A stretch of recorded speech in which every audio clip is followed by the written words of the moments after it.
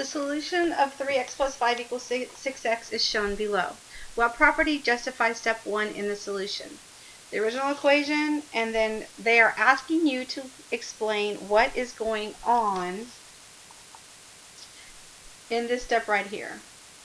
So if you notice, I talked about in a previous lesson, these properties pretty much tell you what they're doing. Addition is adding on both sides. Subtraction is subtracting on both sides. Distributive property, it gets rid of parentheses by distributing.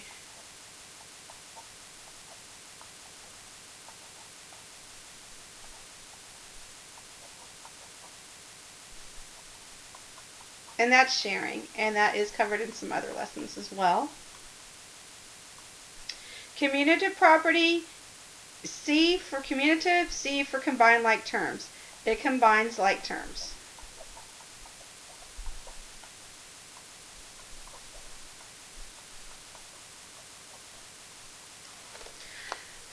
So what you want to do is compare what I do is I go to the previous step and I cancel out the things that are the same, that are the exact same thing. That helps me see what's going on. If you carefully look at what's left, they are subtracting from both sides. So this is the subtraction property of equality. Choice B. To solve the equation 3x minus 7 equals x minus 2, Alex says the first step is to subtract x from both sides. Danny says the first step is to add 7 to both sides. Solve the equation using Alex's method. So 3x minus 7 equals, x is the same as 1x, and we're going to need that, so I'm just going to rewrite it as 1x minus 2. Alex says we're going to subtract 1x from both sides. So take away 1x, take away 1x, and we want to solve this. So for my x's, 3 take away 1 is 2, bring down the negative 7, equals opposite operations cancel, bring down the negative 2. So then you cover up your x to see what you need to get rid of or what you need to do next. Have to get rid of a negative 7. The opposite of negative 7 is positive 7, so I'm going to add 7 to both sides. So let's do that. Bring down the 2x. Opposite operations cancel, equals, okay, a negative 2 and a positive 7. The signs are different, so we have to find the difference. We have to subtract them. So 7 take away 2 is 5. The 7's larger, it's positive. That means your answer for the 5 is going to be a positive 5. So now we have a 2 times x. The opposite of times, or the opposite operation of times, is divide. So I'm going to divide both sides by 2. Opposite operations cancel. X equals 5 divided by 2 is 2.5. Okay, so we just solved it using Alex's method of first subtracting 7 from both sides. Now we're going to use Danny's method. Danny says to add 7 to both sides. So let's do that. It's 3x minus 7 equals 1x minus 2. Let me get that copied down. Okay, Danny says we're going to add 7 to both sides and solve it. So he said the first step is adding 7 to both sides. So let's do that. Make sure you get your constants lined up. So bring down your 3x. Subtraction and addition cancel if it's the same number, opposite operations. Bring down your 1x. A negative 2 and a positive 7, the signs are different, so I find the difference. I have to subtract. So 7 take away 2 is 5. The 7's larger, it's positive. That means my 5 is positive.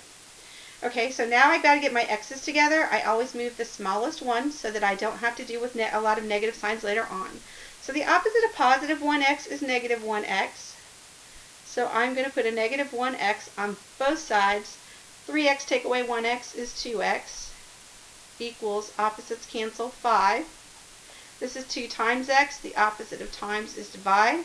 So I'm going to divide both sides. So x equals 5 divided by 2 is 2.5. Who is correct, Alex or Danny, and justify your answer? They are both correct because they came up with the same solution.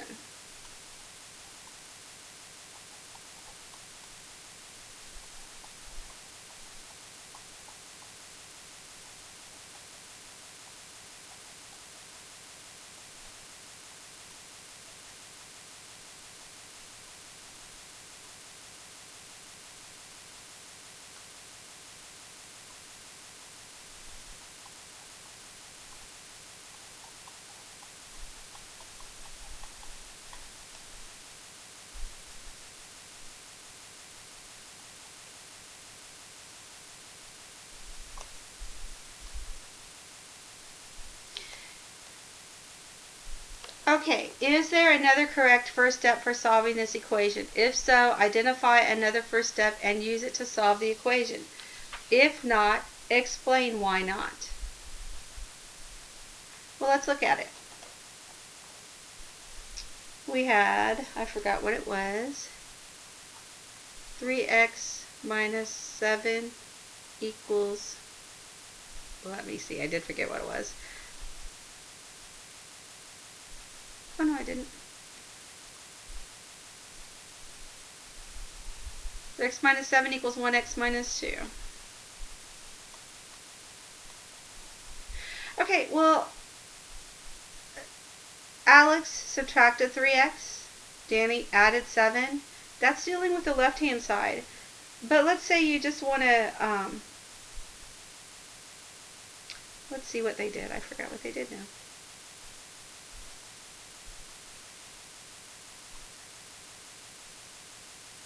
Okay, Danny added 7.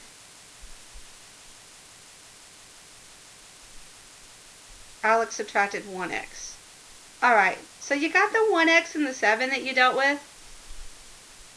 But you could deal with the 3x or the negative 2. Let's just say we're going to do the opposite of positive 3x. So the opposite of positive 3x is negative 3x. So let's see if we can do that and still get the same answer in the end. Opposite operations cancel. Negative 7 equals 1x take away 3x is a negative 2x because the signs are different. So you have to find the difference. You have to subtract them. And 3 take away 1 is 2. The 3 is biggest. It's negative. That gives you a negative 2. Bring down your negative 2 here. We have to get rid of this negative 2. So the opposite of negative 2 is positive 2. So I'm going to add 2 to both sides. So negative 7 and a positive 2. Signs are different. Find the difference. You have to subtract them. So 7 take away 2 is 5. The 7's larger, it's negative. That gives you a negative 5 equals a negative 2x. Opposite operations cancel. This is a negative 2 times x. I'm going to do the opposite and divide. So you divide by negative 2. You never change the sign there. When you're dividing, you don't change the sign. Okay, so here's the rule for negative divided by a negative. It takes two negatives to cancel it out on the top and the bottom of a fraction. So anything on the top that's the same as the bottom, they cancel out. So this is really 5 divided by 2, which is 2.5. Opposite operations cancel. Okay, so as you can see, we got the same answer. So there was another first step, and it was subtracting 3x. And actually, the final first step that could have been possible was adding 2 to both sides. Okay, Jordan has been offered 2 summer jobs. One job is at the mall and pays $7 per hour. Remember, I said to look for the words per, each, and every. Those are the special words that you always want to look for when you're writing equations. There are a couple of times they'll throw a different word at you, but not too often. The other job is with your neighbor who will pay $50 per week plus $5 per hour. This is a trick they like to do. Per week. Well, you're only getting paid 1 week. So that's a little trick right there. You don't care about that one. See how this is per hour? We're interested in the per hour. The per week is there to throw you off. Okay, how many hours per week would Jordan have to work for both jobs to pay the same amount? Okay, so one job pays $7 per hour. The 7 gets stuck to the H because of the word per. Another job pays $50 plus $5 per hour. So per hour, they're both the same. That's why we didn't pay any attention. This is there to throw you off. Okay, 5H. How many hours would Jordan have to work for both jobs to be the same amount? That means you want both jobs to be equal. So I got to kind of have these spread out a little bit. Let me put them together a little bit better. So we've got 7H equals 50 plus 5H. So the first thing I'm going to do is get the H's together, and I move the smallest one over first. So the opposite of positive 5H is negative 5H. So I'm going to put that on both sides. So 7H take away 5H is 2H equals, bring down your 50, opposite operations cancel. This is 2 times H. The opposite of times is divide. So I divide both sides by 2, and 50 divided by 2 is 25. So he would have to work 25 hours for both jobs to pay the same amount. Okay, which job would you recommend Jordan take and justify your choice? Now this all depends. It depends on whether or not Jordan is going to work 25 hours or more or less than 25 hours. If she plans to work fewer than 25 hours, she should choose the job at the mall. If she plans to work more than 25 hours, I'm sorry, I'm reading that. She should choose a job with a neighbor. One job is at the mall and pay $7. This is the mall. And this is the neighbor. Let me write that down.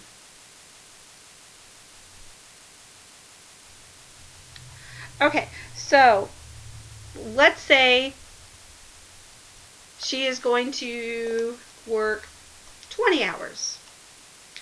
So 7 times 20 is 140.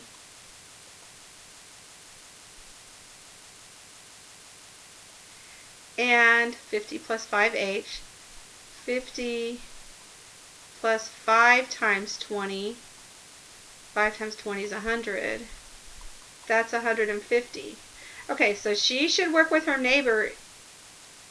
If she's going to work less than 25 hours, she should use the neighbor. She should work for the neighbor. If she's going to work more than 25 hours, let's say 30. So 7 times 30 is 210. And 50 plus 5 times 30. 5 times 30 is 150. That's 200. So the mall, more than 25 hours, she should work at the mall.